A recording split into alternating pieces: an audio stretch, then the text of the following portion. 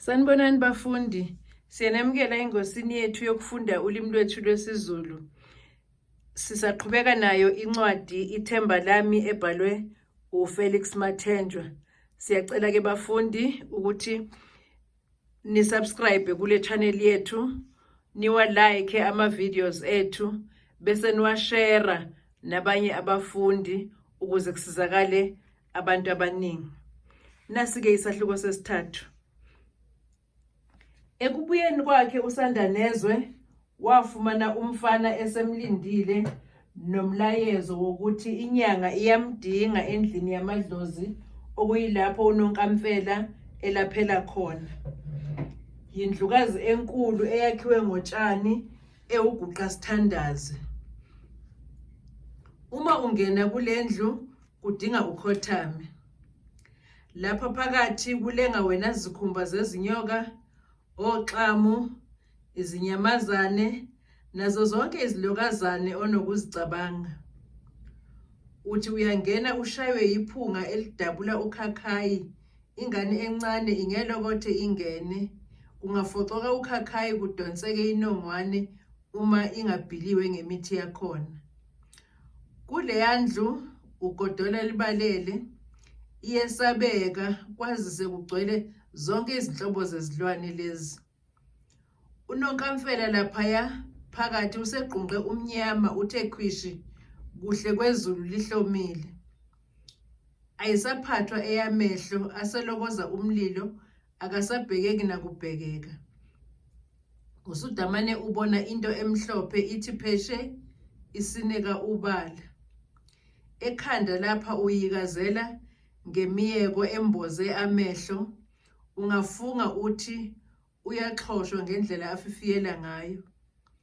Ngemuva lapha isiphundu okuyimiyeko kuye kwathi phuhle egqunyananeni lengane engehliyo.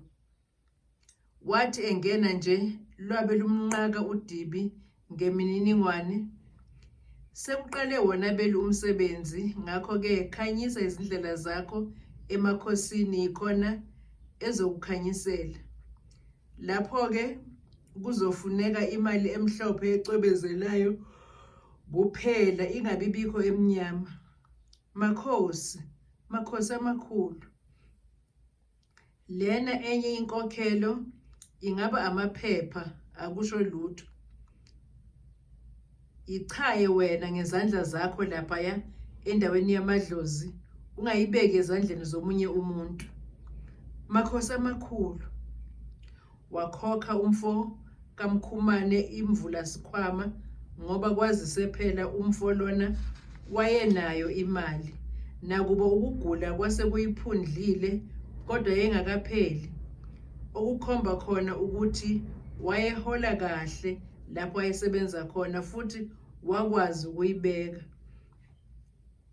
Nakuba wayengakayikhwezi imali ebhangi, kodwa ibhangi lakhe lokuqina kwakunguyise ayefike ethule kuye yonke insebenzo yakhe ukuba amgcinele amthengele namathodlana. Waqala ke umshikashika wokwelapha, uDibi lwabeka udengezi eziko. Kwathi selubomvu inyanga yathela intelezi eyashunqa kwathimula kwakhwehlela wonke umuntu owayesendlini. Ikhanda leli likaSandanezwe kwaba sengathi lihlukana kabili yiphunga lalentelezi. Kwathi ingasha ibe mnyama, inyanga yavula isigujana esasinoketshezi olwalubukeka sengathi amanzi adungekile, yaluthela odengezini yathi uSandanezwe akancinde aze aqede. Wathi eqambe eqeda iminwe yabe isibomvu ukusha. Inhliziyo yona isisho ukuphuma ngomlomo kwazise mubi umuthi lo. Kwase kuqale wona umshikashika wokugoma. Ngenxa yokuthi lesi sifo sasigcwele wonke umzimba, kuzofanele ngikugcabe onke amalunga ukuze insizi ihlangane ezinhlanganweni zomzimba ilwe nesifo. Emveni kokugcaba ngizokunika omunye umuthi wokuchatha nomunye wokuphuza ukuze igazi ngilihlanze ngaphansi nangaphezulu. Uyabona mfoka Mkhumane, lesifo sakho sinzima njengoba nawe uzibonela.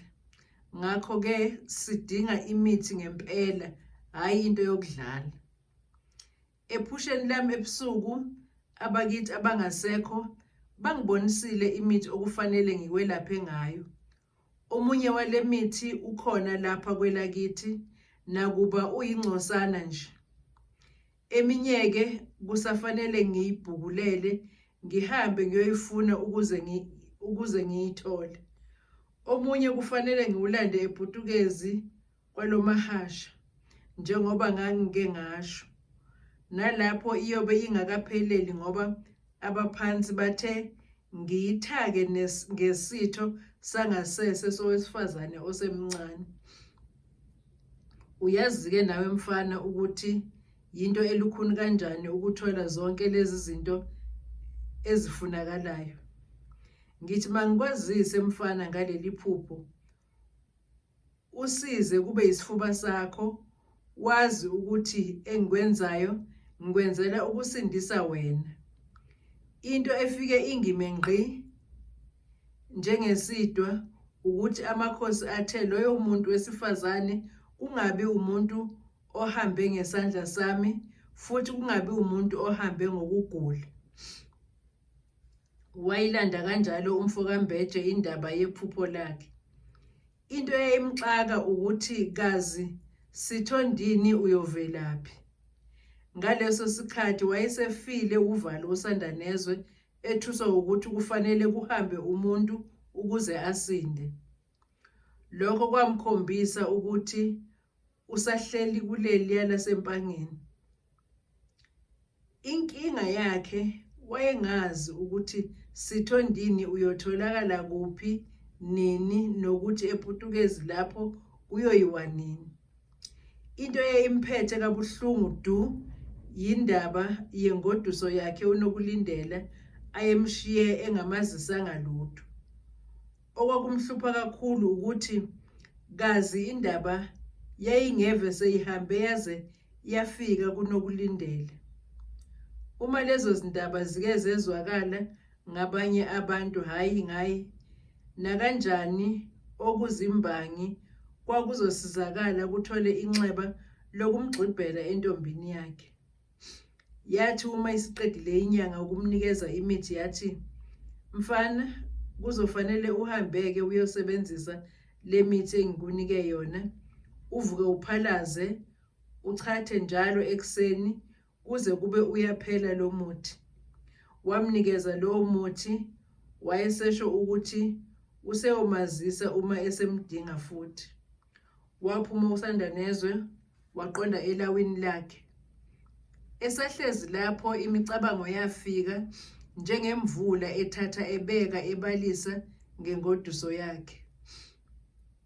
Into eyimphethe kabi ukuthi uNokulindela akazi usengaphi empangeni, yena selokhu amgcina eyiswe kwadokotela. Uzindla ngale micabango nje izinto zivele azisemile kahle emuva emakhaya. Izindaba lezi azihlali phansi zesaba amazolo. Indaba lena isihambe yaze yafika kuzabalaza ixila likaNokulindela. Kwaba ukuyizwa nje, wabona ukuthi alisekho elinye ithubo ayobuye alithole. Wabona ukuthi uselitholile isu lokubhidlizela uSandanezwe isidleke sakhe. Wayesha amashushu ukuthi kazi kuyosanini ayobona uNokulindela ukuze ezofike ayithi phihli le ndaba. Nebala kwasa okungaliyo, amabombo wabhekisa khona kwaHlazakazi.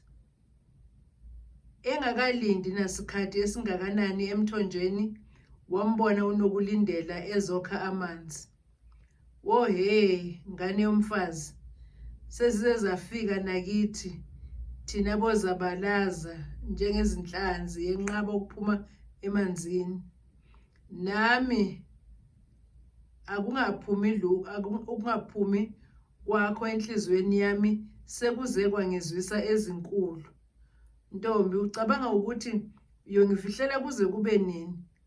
Usubuya khona nje kwesa kwamadlebe empangeni. Musa ungibhedela wena ekseni. Bengizoya empangeni ngazi bani khona. Uma inyanga yakho ikutshele ukuthi ungiphephethe yangibhekisa empangeni, ushaye phansi nayo ibidlala ngawo. Usho kahle phela, ingani wesaba ukuthi hleze sengiye kulena yaleli sokana lakho elelashwa khona lena empangeni. Akusasizi ukufihla kwakho, sezifikile nakithi. Amasoka enu asedliwa ubusoka bawo baseThekwini. Niyohamba nisishiye nibuye nisifice semqemani thina bozabalaza singenangculazi. Ngikutsheleke mina owami usanda nezwe usesibhedlela lapho ekhona, hayi ezinyangeni njengoba usho. Anobuza sinitshene, hayi ukukhuluma into ongayazi. Sengathi kodwa ongazi nguwe, ngoba loyo muntu kade asuka lapho wamgcina khona. Ngikhuluma nawe nje ule empangeni lapho elashwa ingculazi khona. Ngiyasola uyilinde lapho engalele khona, futhi uma ubusamfihla khohlwa sesiyamazi.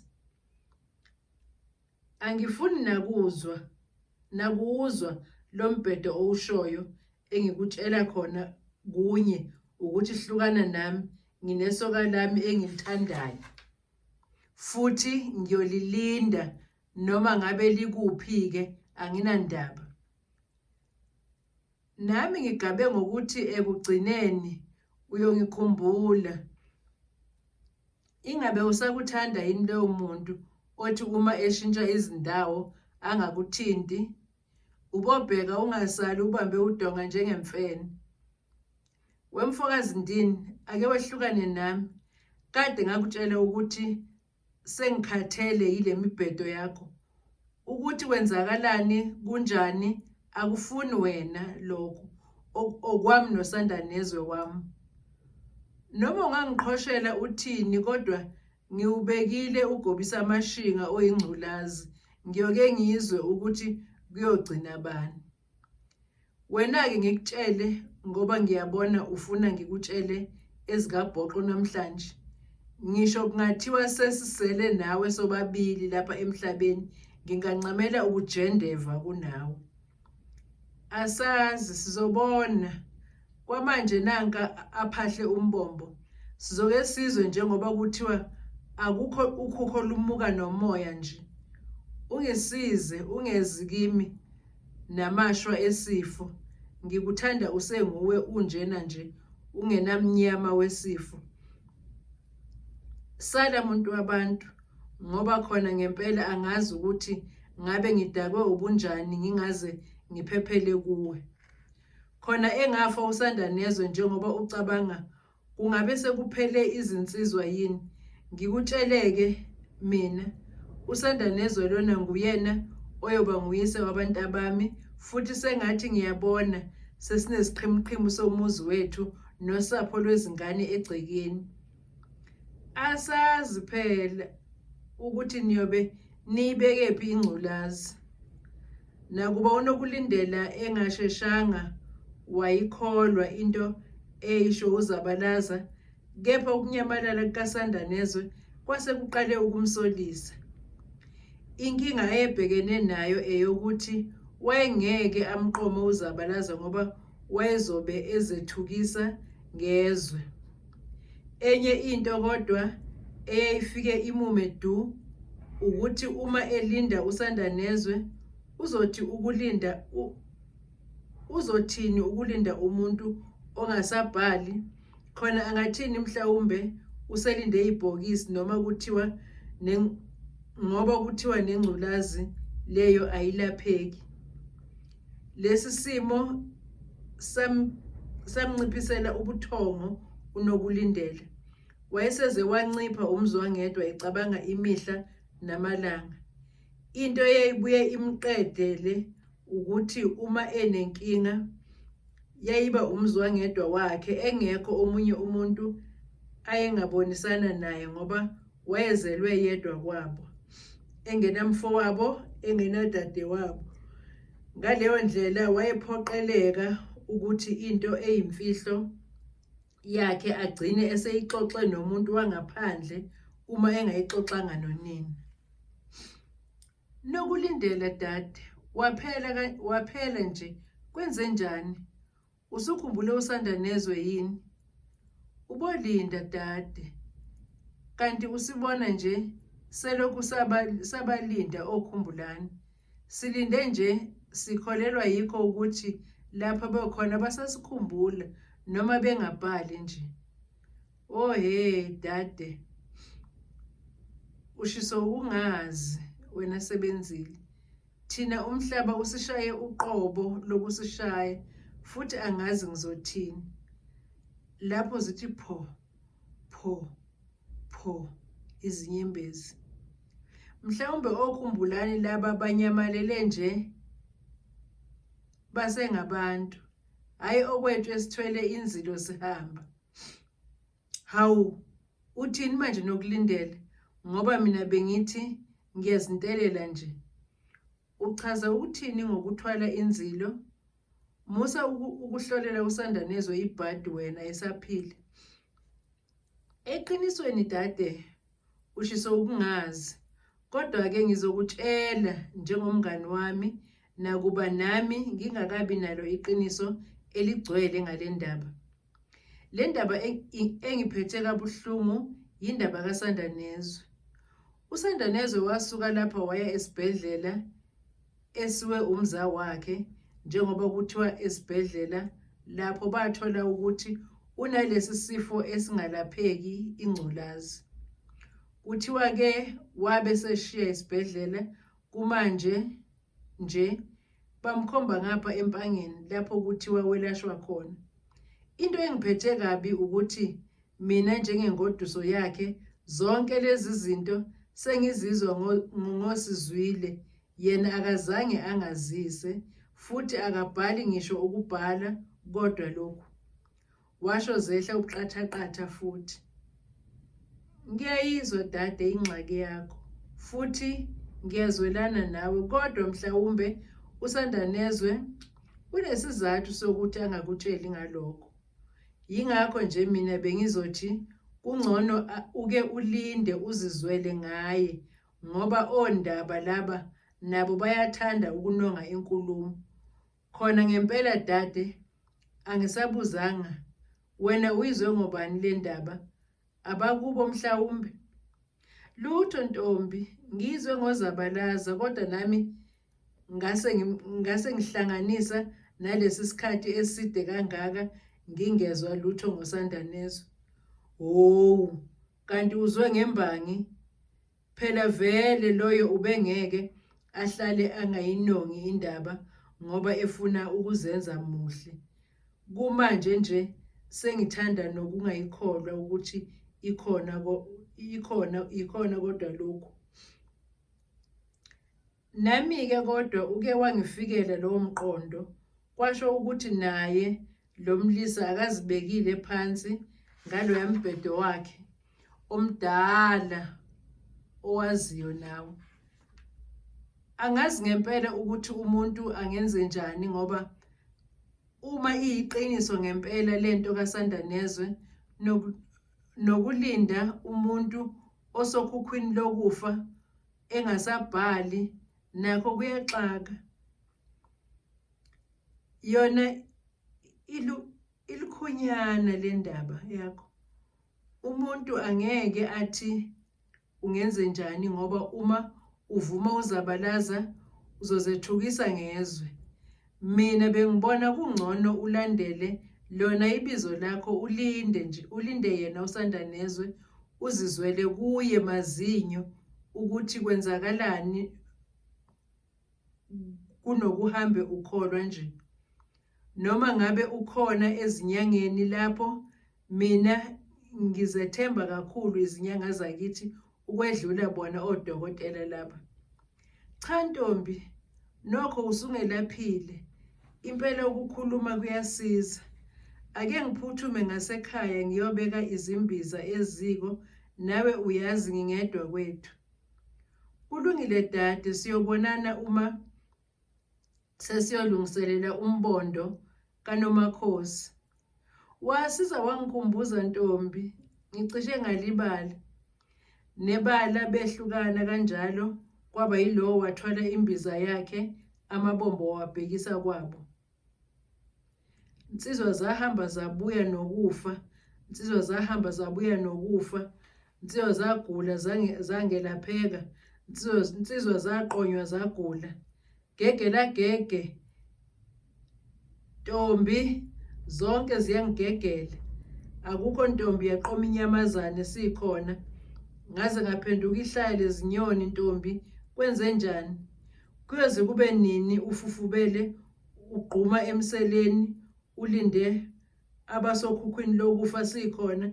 Ntombi, wafuna ukuzithela ngomshophi wenzilo, kwenze njani? Yini inzilo ingakufici usuphumile? Zikulindile izimbiza zakwethu, angisho izimbiza eziyophekela abasezinyangeni noma asebezipoki behamba. Phumela obala Ntombi, ungacashi ezintangeni, washo umfoka Buthelezi eseze wayijamela kuhle kukaMangobe ejamele ingcanga. Ngikhuluma nawe Ntombi, washikila nje, wanganginaka. Kwangathi kubheda uhlanya ngikhuluma, esho eyisonta ingalo. Yini wena mfokazi, ungilimazelani? Awuboni ukuthi uzongichithisa amanzi? Kade ngakutshela ukuthi khohlwa yilo mbhedo wakho, mina nginesoka lami. Angikhathali ke ukuthi linjani lapho likhona, kodwa elami ngilithanda linjalo. Noma kungaba umbhedo, kodwa kungcono umbhedo ongenayo ingculazi, umbhedo ophuma kumuntu ophilayo, hayi osokhukhwini lokufa. Ngibuza ukuthi uyolinda inzilo kuze kube nini? Uma kwakudalelwe ukuthi uSandanezwe uzofa, ngiyomlinda futhi ngiyothembeka kuye, kunokuba ngiqome wena ngoba yena egula, ngingamane ngincame ukugugela ezinsisheni. Ukufuna nokungafuni kwakho akusho lutho. Ngibuza ukuthi ufuna ukuza kimi usuza nomnyama wenzilo yini? Ufuna uze udele ngoba sekuthiwa usuphumile umphefumulo? Engifuna ukwazi Zabalaza ukuthi ngisho engafa uSandanezwe, kodwa wena ngeke ngize ngikuqome ngisho usuthanda. Yasho yashikila intokazi kaMchunu, yaqheshazela, yenyusa igquma iphikelele ekhaya. Wama uZabalaza wayibuka yaze yayosithela elokhu efana nesiphunzi kulelo gquma. Ukhalo lwayo kwakungathi umuvi wehla wenyuka nophahla lwendlu, isho ngezihlalokazi zeqhude. Yantantatheka njalo ingqondo kaZabalaza, wagcina enqume ukuthi awukho umasiza, ngcono aye enyangeni. Siphela lapho-ke isahluko sesithathu. Bafundi, ngicela ukuthi nisilandele futhi esifundweni sethu esilandelayo, lapho sizofunda khona isahluko sesine.